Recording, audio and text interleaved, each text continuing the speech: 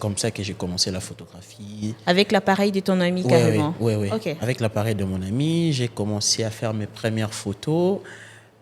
Toute la salle était émerveillée. Ah, mais c'est qui produit ces belles images? Voilà, c'est comme ça que le nom d'Ephraïm a été Et c'est là, répandu au carrément, niveau de l'université. Et dire, ah, il y a un mec qui fait de très belles photos, Ephraïm, Bakou, Bakou, Bakou. Et c'est comme ça que je me suis retrouvé dans la photographie.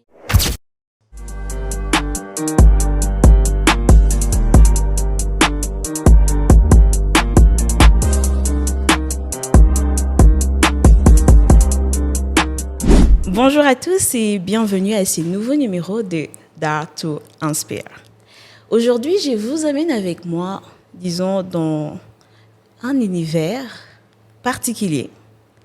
Et particulièrement aujourd'hui, on va entrer dans un monde qui nous permet d'immortaliser chaque instant. C'est avec beaucoup de joie qu'aujourd'hui, je reçois dans mon plateau Ephraïm Bakou. Bonjour Ephraïm. Bonjour Sarah. Comment tu vas? Ça va et toi-même? Oui, ça va. Ben, merci beaucoup d'être là. Je suis très heureuse de te recevoir. Plaisir partagé. Alors Ephraïm, il y a tellement à dire sur toi. Il y a tellement. Je sens que ces podcasts, on va beaucoup parler. Ah oui. Mais avant toute chose, est-ce que tu peux brièvement te présenter? Waouh. Bonjour à tout le monde. Moi, c'est Ephraïm Bakou. Je suis photographe. Bon, je dois dire artiste visuel. Ok. Voilà. Ah, ok. Mais tu es très humble, Photographe, enseignant à l'Académie des Beaux-Arts dans le département de photo. Quoi d'autre? Voilà. Ok, tu mets toutes tes autres casquettes un peu de côté. Ok, on les garde un peu de côté. On va évoluer peut-être. Alors, on va rester sur ce que tu as dit sur toi. Tu es photographe professionnel.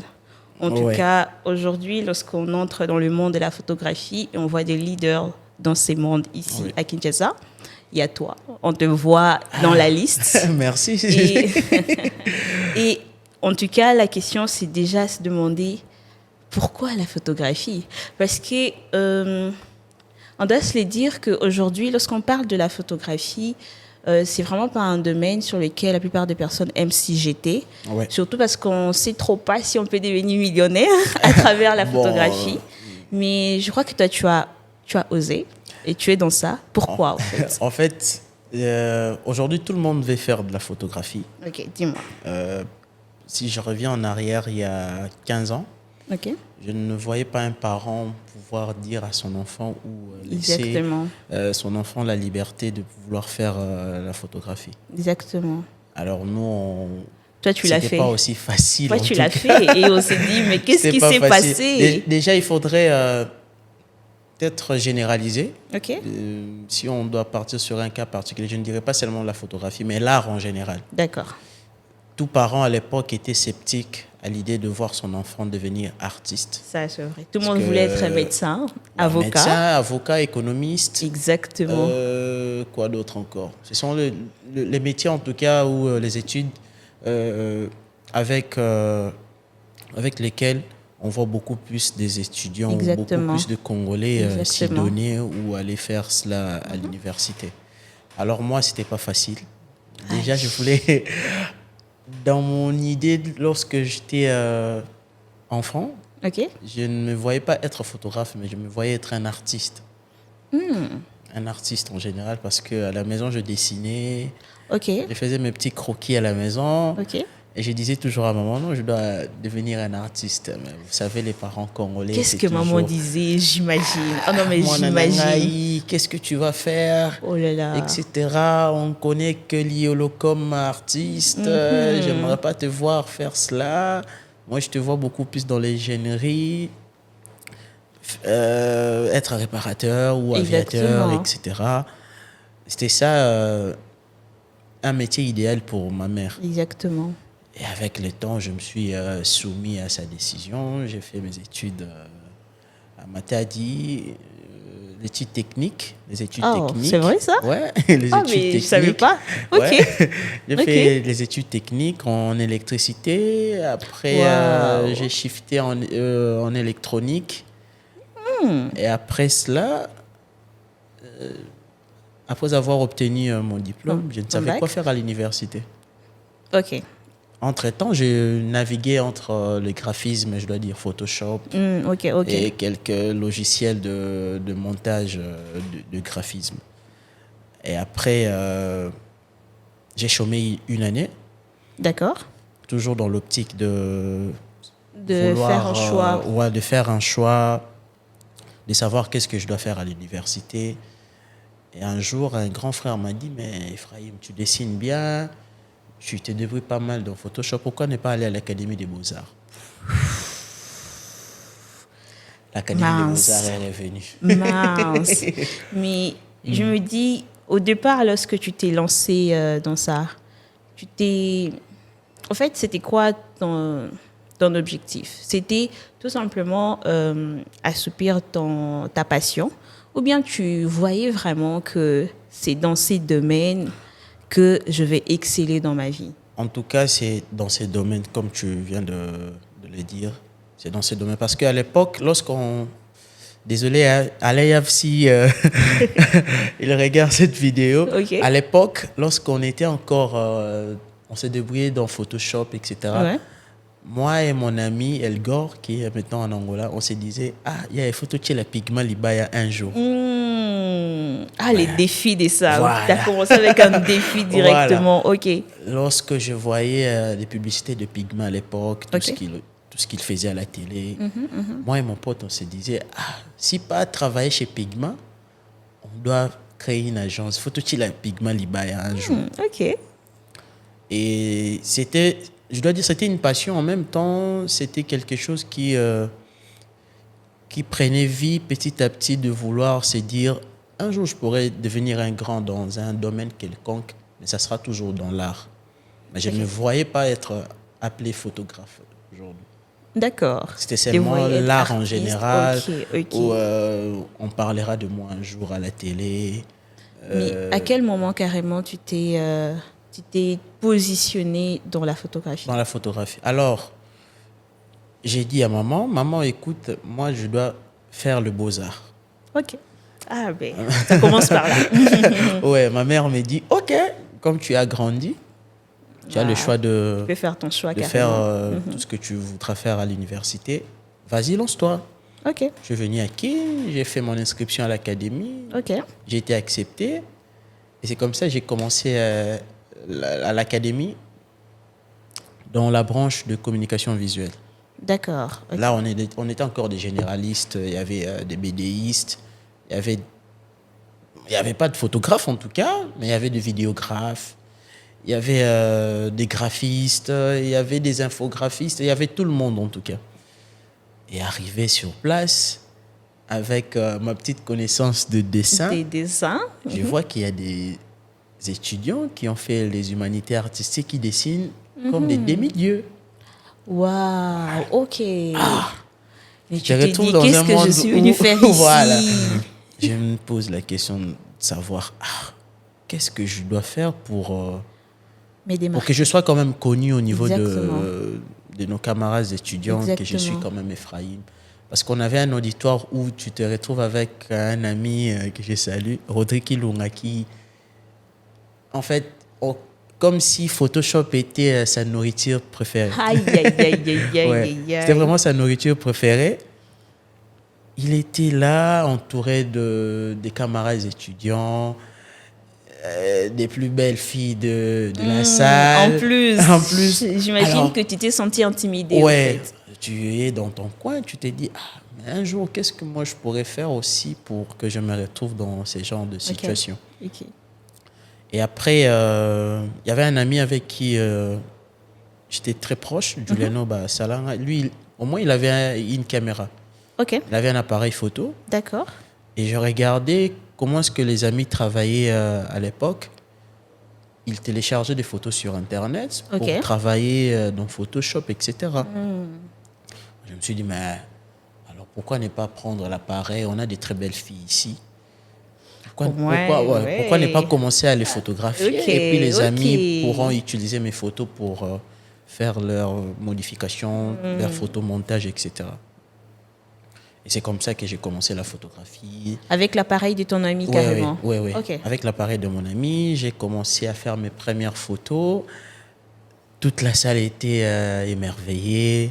Ah, mais c'est qui produit ces belles images? Voilà, c'est comme ça que le nom d'Ephraim a été répandu au niveau de l'université. Et dire, il y a un mec qui fait de très belles photos, Ephraim, Bakou. Et c'est comme ça que je me suis retrouvé dans la photographie. Tu as senti, disons, que c'était ta valeur ajoutée, que dans la photographie, tu excellais carrément. Voilà. Et tu te dis, je restais dans ça. Bizarrement, il y a une chose que j'oublie souvent de dire aussi. Avant même que je ne vienne à l'académie, lorsque j'étais encore élève, il y a mon père, à l'époque, qui me faisait des cadeaux des appareils photo. Bizarre. Ok. Ouais, bizarre, en tout cas. Sans que tu demandes particulièrement. Que je demande. Parce qu'à l'époque, lorsqu'on était gosse, lorsqu'on te dit non, Ephraim, j'ai effectué un voyage, qu'est-ce que tu veux que je t'emmène au retour? C'était beaucoup plus la PlayStation, des Game Boy, etc. Mais moi, bizarrement, mon père m'emmenait les appareils photo. Mais tu l'utilisais? Je n'utilisais pas parce que les appareils ne fonctionnaient pas, en fait. D'accord. Je ne savais même pas comment utiliser parce qu'à l'époque, c'était aussi pas des appareils numériques. Comme aujourd'hui, c'était des appareils argentiques. Il faudrait acheter des films, etc. Je n'avais pas tous ces moyens. Je pense que papa avait, disons déjà, une prophétie. Il avait senti je pense que c'est Dieu qui a fait il avait senti que son fils avait excellé dans ça. Donc, dès le début, il a déjà mis les pattes. Alors, je me suis retrouvé dans la photographie. Il y a des enseignants qui travaillaient déjà chez Pigma, qui appréciaient ce que je faisais. Et tout est parti de là. Ok. Ouais. On peut dire que jusqu'à aujourd'hui, tu as déjà combien d'années dans la photographie en tant que professionnel? Il faudrait... Attends. J'ai commencé à faire mes premières photos, c'était 2013, en 2013. 2013. Oui. Ok, donc à peu près 12 ans à peu près. 12 ans, oui. Ah ben, t'es un doyen. J'ai envie de dire, t'es un doyen carrément. 12 ans dans la photographie. Il y a une particularité avec toi. C'est vrai qu'aujourd'hui, il y a beaucoup de photographes qui excellent également dans ces domaines. Oui. Mais curieusement, toi, c'est Black, ma chaîne photographie. Oui. Mais moi, je n'ai jamais compris pourquoi. Mais je profite de cette occasion pour comprendre. Parce que, pourquoi au fait? C'est quoi avec le blanc et noir? Oui. En fait, waouh, ça vient de, je dois dire pas très loin, le mot black. Bon, à l'époque, lorsqu'on était encore élève, on s'est donné des surnoms comme ça, des sobriquets. Okay, d'accord. J'ai un ami qui est aujourd'hui pasteur. On l'appelait Vipère. Ah. Ok, on les salue de Hélène carrément. À l'époque, il y avait des Lil Brown, etc. Okay. Il y avait un vent comme ça qui surplombait les écoles avec des petits surnoms. Alors moi, j'avais choisi comme nom Black Man. C'était Black Man. Okay. Et lorsque je suis venu à l'université, c'était aussi Black Man comme surnom. Ok. Et après, lorsque la photographie a commencé à prendre dessus sur moi, je cherchais une signature pour pouvoir mettre sur mes photos. Ouais. Et il y a mes amis qui me disaient « Ah, mais il y a des très beaux mouvements sur tes photos, etc. » Mais waouh, je me suis dit pourquoi ne pas faire un black motion directement? C'est parti par là, au fait. Par là. Okay. Alors, lorsque vous regardez même les anciennes photos que j'ai prises, donc vous allez voir, il y a des petits mouvements comme ça où on voit le corps faire un très bon mouvement. Vous voyez vraiment l'anatomie être mise en valeur dans mes photos. Et c'est comme ça que j'ai dû choisir Black Motion Photography. Mais moi, j'ai remarqué qu'au-delà de l'appellation, il y a beaucoup de tes œuvres qui sont en noir et blanc carrément. Oui. Il y a beaucoup de tes œuvres sur tes réseaux et tout. Et je me dis, pourquoi c'est noir et blanc? Tu trouves que c'est plus beau? Tu trouves que ça ressort plus, je sais pas, le visage ou la morphologie? Pourquoi les blancs et noirs? En fait, si tout artiste a toujours une démarche particulière, on appelle ça une démarche artistique. Alors moi, le noir et blanc, ce n'était pas un choix, je dois dire, où je me suis imposé, je dois faire des photos en noir et blanc. Ok. Mais j'ai commencé à voir toutes les photos où je voyais que mes amis prenaient, c'était tous en couleur. tout en couleur plutôt. D'accord. Et je voulais me dire, bon, pour que je sois assez particulier, dans quelle optique ou dans quel style je dois être connu. Ok. Parce qu'après avoir commencé la photographie, il y a aussi 2-3 amis qui se sont lancés dans la photographie à l'époque. Voilà, tout le monde voudrait aussi faire de la photographie. Alors pour rendre les choses assez particulières, j'ai commencé à faire des photos en noir et blanc. Mais après avoir commencé à faire des photos en noir et blanc, il y a des démarches artistiques qui évoluent. Je trouve dans le noir et blanc, il n'y a pas d'hypocrisie en fait. Pour moi. Ok. Il n'y a pas d'hypocrisie. Tout est soit c'est noir, soit c'est blanc. Carrément. Ok. Voilà. Pas besoin de mettre des couleurs. Voilà, pas besoin d'avoir plusieurs nuances de couleurs. Ok. Ou tu as du mal peut-être à voir. Là, c'est une couleur bleue, mais en approchant l'œil plutôt pour bien voir, tu vois qu'il y a tout un mélange de couleurs. Parce que pour avoir, par exemple, la couleur verte, il faut qu'il y ait mélange de couleurs. Moi, dans ma démarche, je sous-entends en tout cas il y a de l'hypocrisie. Alors, je préfère beaucoup plus voir aussi la vie en noir et blanc qu'en couleur. Voilà. Ok, Ephraim, moi je vais carrément aller sur une autre question quand même qui me dérange, pas qui me dérange, mais dont j'ai besoin d'avoir une petite éclaircissement. Ok. Sur tes réseaux à toi, curieusement, tu as lié ton entreprise à ta personne. Dans le sens où dans le sens où, quand on tape Black Motion, c'est toi. Là, on tape Ephraim, c'est toi. Sur ton Instagram, par exemple, c'est lié. Et on ne sait même peut-être pas trop voir ton image, ta photo, tes photos, tu les postes à peine de toi et tout, plus ton entreprise. Pourquoi tu as voulu carrément faire cette union cette jonction? Oui. Ok, en fait, de manière personnelle, je n'arrive pas à gérer des choses à la fois. D'accord, ok. Soit je fais une chose, soit basta. Non, ça la beauté. Ok. Alors, avoir 2 comptes Instagram me dérangeait beaucoup. Quel temps j'aurais pour s'occuper de l'entreprise, pour peut-être faire les matalana, désolé de dire ça. On comprend, t'inquiète, on comprend ça. De faire les matalana sur Instagram. Oui, je vois. Et je dis, jusqu'aujourd'hui, en tout cas, les gens ne savent pas que Black Motion, c'est Ephraim Bakou. Et il y a plusieurs qui savent Ephraim Bakou, qui ne savent pas Black Motion. Et puis vice-versa. Et c'est vice-versa. Yeah. Alors, je me voyais ne pas avoir le temps de gérer toutes ces 2 choses à la fois. C'est comme ça que je n'ai qu'un compte. Soit vous tapez Ephraim Bakou, pour ceux qui connaissent Ephraim Bakou, soit vous tapez Black Motion, pour ceux qui veulent voir Black Motion, mais tout est lié. Parfait. Alors, Ephraim, moi, je vais carrément Parce que là, aujourd'hui, vous recevez Ephraim ou Black Motion? Les deux mais c'est ça, en fait, les problèmes. Tu es tellement lié que je me dis que je reçois les dés. Moi, je vais aller sur les dés. Alors, Ephraim, dis-moi, comme tu l'as dit, ça fait carrément un bon moment que tu es dans la photographie et tout. Oui. Et aujourd'hui, quand même, tu as pu te distinguer. Oui. Et je me demande... Où est-ce que tu trouves cette créativité? Parce que la photographie, quand même, c'est un monde... J'ai l'impression que, entre guillemets, on a l'impression que c'est difficile de trouver quelque chose de nouveau. Parce qu'on prend tout en photo. On a déjà pris beaucoup de photos de chaises. Il y a beaucoup de photos des arbres. Il y a beaucoup de photos des... Mais comment est-ce que toi, tu arrives toujours à avoir cette créativité, à apporter quelque chose de nouveau à chaque fois? Bon, je consomme beaucoup ce qui est image. Ok. Lorsqu'on parle de l'image, on voit les cinémas, on voit tout ce qui est lié à l'image. On voit les dessins animés, les contenus sociaux, Instagram, TikTok, Facebook, etc. Je regarde tout ce que les autres font. Sur base de ça, j'essaie de tirer quelques inspirations ou de proposer autre chose. Par ailleurs, je pourrais me dire, par exemple, tout le monde fait ça, moi je dois prendre ce chemin pour être différent.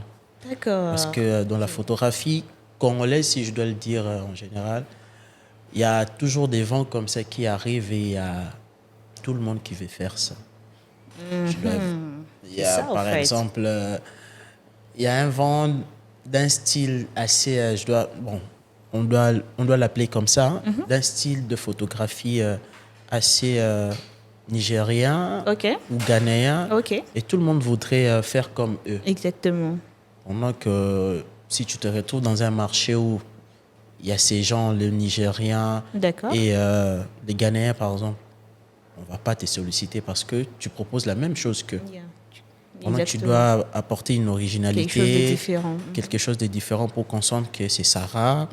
Lorsqu'on regarde cette photo, c'est Ephraim, on sait que c'est Ephraim qui l'a fait. X personnes, etc. Alors mes inspirations, c'est dans les films, dans les histoires que les gens racontent, dans tout ce qui se passe dans le monde, dans les histoires personnelles aussi. J'en tire des inspirations. Ton secret, c'est vraiment... Je ne vais pas parler d'une photo, les gens savent d'une photo où j'ai tiré l'inspiration sur une histoire personnelle. Je vais plus parler de ça parce que tout le monde aimerait entendre l'histoire en question. Mais je m'inspire de tout en tout cas. Peut-être de notre conversation comme ça pourrait... engendrer... Donc, carrément, ton secret, c'est vraiment tout ce qui t'entoure, quoi. Tout ce qui m'entoure, voilà. Je m'inspire du monde, des réalités socio-culturelles, socio-économiques ou religieuses. Mais est-ce que tu as déjà été à court d'inspiration? Genre, tu es sur un projet là et tout, inspiration 0 sur 0? Ouais, ça arrive. Ça arrive lorsque tu as beaucoup travaillé et que le cerveau aimerait bien prendre un bon repos. Et tu arrives à le forcer à lui dire « Ah, yeah, tout travaillé, non !» Et là, il te dit « En tout cas, Ephraim, je dois me reposer. » Comme dans des projets de publicité, c'est toujours des choses qui sont prévues. Exactement. On prend le temps de bien analyser les documents, le besoin du client pour ne pas être bloqué quelque part, pour ne pas... être bloqué en général. Mais on prend du temps pour pouvoir travailler, parce que le travail, c'est aussi le temps. Exactement. L'inspiration, ça demande du temps. Exactement. Pour pondre une œuvre, ça te demande aussi du temps. Bien sûr. Pour lier la composition au cadrage, tous les éléments que tu dois placer sur la photo. Tout doit être préparé pour qu'au finish, lorsque tu seras en phase d'exécution, ça soit plus facile pour toi. Ephraim, moi j'ai plutôt un autre point. Aujourd'hui, carrément, c'est vrai qu'on a toujours besoin d'une certaine façon de photographes avec des appareils photo professionnels. Mais aujourd'hui, tu vois, la tendance avec des téléphones mobiles, avec l'intelligence artificielle, des iPhones, avec les personnes qui peuvent juste prendre ton iPhone, tirer une photo avec une très belle résolution en même temps, où tu l'ajustes personnellement et puis tu as un bon résultat. Cette évolution, carrément, ça te fait pas peur? Au fait, dans le monde de la photographie, vous dites pas que non, je sens qu'on va disparaître. Parce qu'aujourd'hui, tout le monde, entre guillemets, devient son propre photographe avec son téléphone ou avec l'IA à côté. Les téléphones, en fait, c'est juste un moyen, un appareil électronique qui nous aide à communiquer. Alors, si les concepteurs des téléphones ont eu cette idée de pouvoir mettre les appareils photo, c'est juste une question d'avoir des souvenirs. D'accord. Voilà. Tu pourras te retrouver en plein voyage. Tu as ton appareil photo incorporé dans ton téléphone. Tu peux prendre des photos comme tu veux. Mais lorsqu'on a besoin de l'expertise d'un professionnel, on fera toujours appel à un photographe. Aujourd'hui, je vois beaucoup plus de débats sur l'intelligence artificielle. Donc toi, ça ne te fait pas peur, au fait, en tout cas, ça ne me fait pas peur parce que pour que l'intelligence plutôt artificielle existe, il y avait des photographes.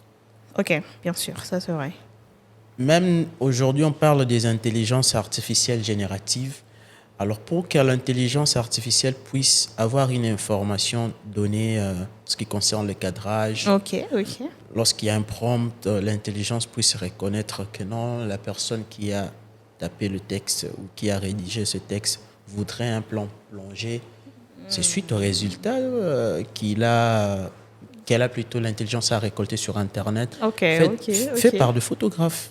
Ouais. Alors moi, aujourd'hui... pour que l'intelligence artificielle puisse exister, c'est suite aux informations que moi je mets sur Internet. Bien sûr. Le photographe professionnel. Alors, en quoi j'aurais peur de l'intelligence artificielle? C'est comme un papa dire j'ai peur de mon enfant. C'est impossible, c'est impossible, en tout cas. Parce que tu te dis que parce que l'intelligence artificielle apprend chaque jour. Alors, elle apprend sur base des informations que nous, photographes, nous mettons sur Internet. Parce qu'imaginez s'il n'y avait pas... Il n'y avait pas d'appareil photo, il n'y avait pas... il n'y avait pas une caméra, etc. Si l'intelligence artificielle existait, où elle allait prendre toutes ces informations pour savoir, non, Sarah a une petite cicatrice ici.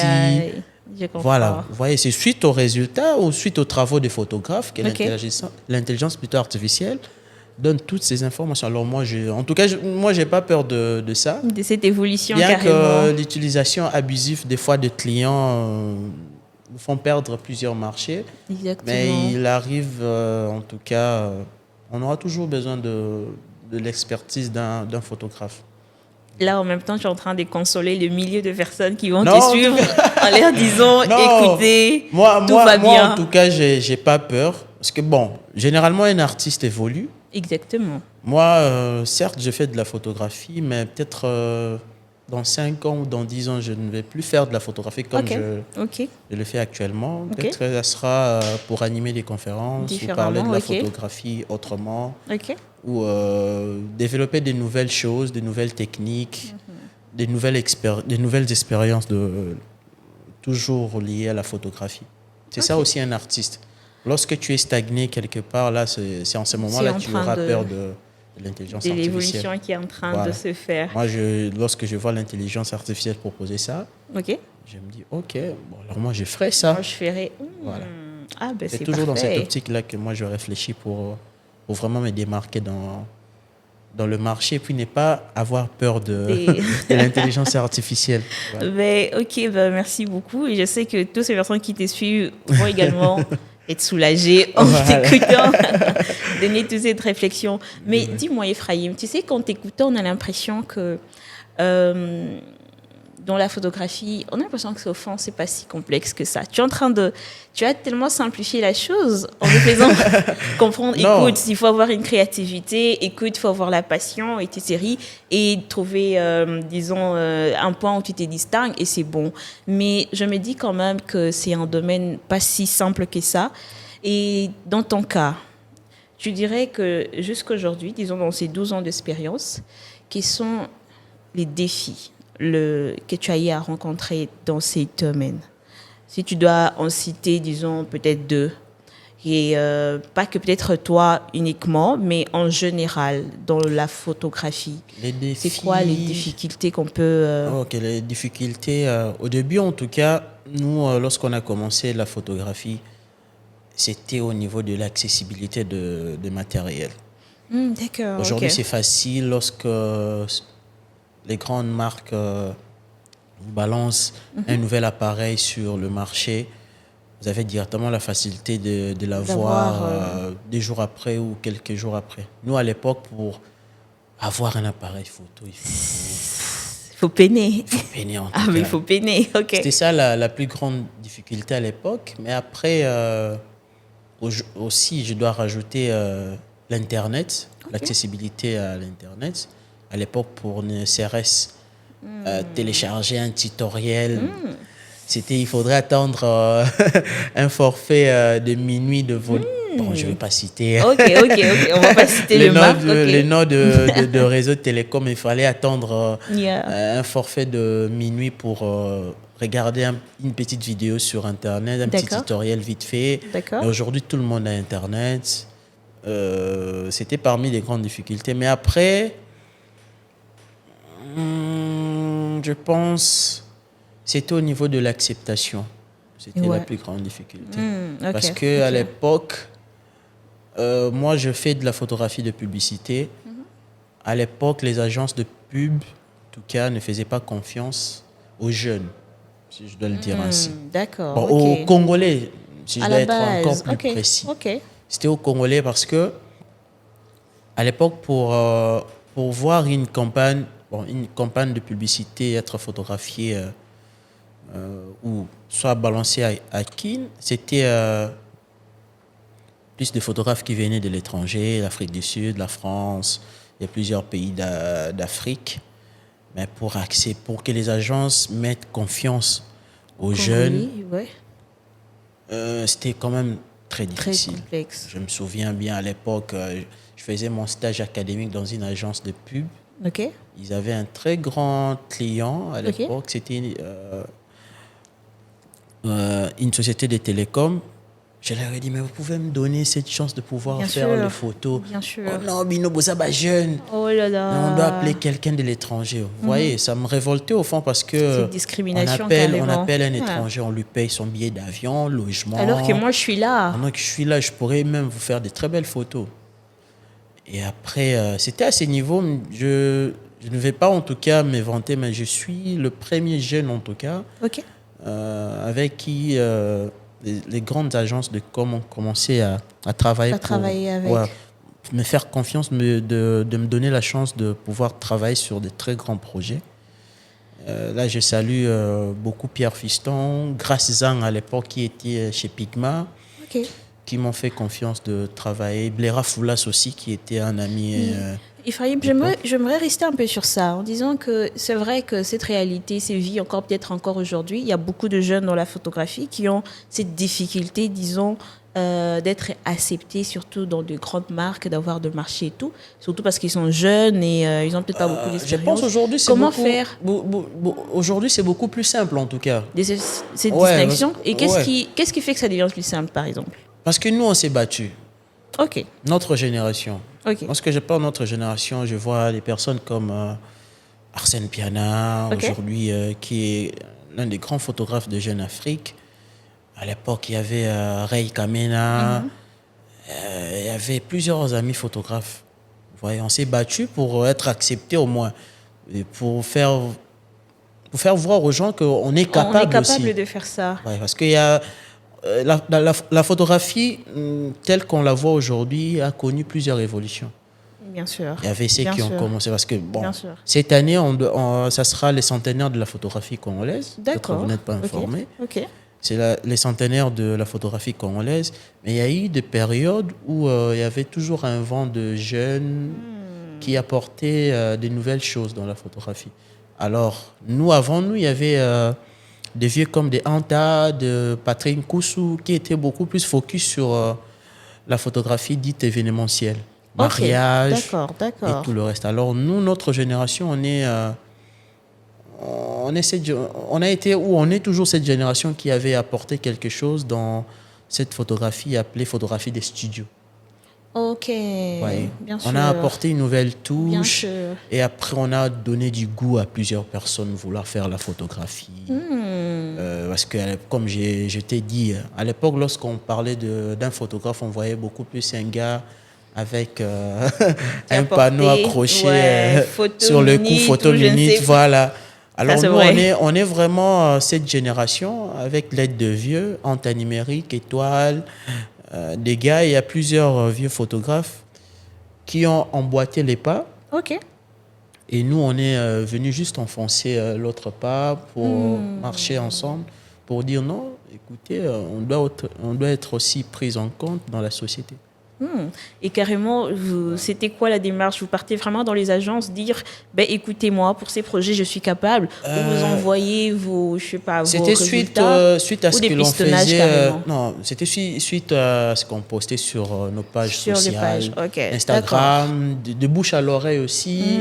Ah, namona qui photographe, namona qui page mon boy. Vous voyez, je sais comme la première campagne, pas je ne sais si j'ai une bonne mémoire, mais je sais qu'à l'époque, lorsque je faisais Vodacom Best of the Best avec Pigma, c'était de bouche à l'oreille. J'étais encore étudiant à l'académie. On m'a appelé Ephraim, on a vu ton profil Instagram. Wow. C'est vraiment le style avec lequel on aimerait travailler sur cette campagne. J'étais encore étudiant. Waouh. J'imagine Pigma m'appelait. Ouais, j'étais avec des amis, je disais Pigma m'appelait pour faire une campagne. Pigma. l'agence qui me faisait rêver lorsque j'étais encore élève, etc. C'est comme ça et tout est parti. J'ai fait des photos, tout le monde était content du résultat. Il y avait le directeur créa, Jason Kitoko, qui avait beaucoup apprécié.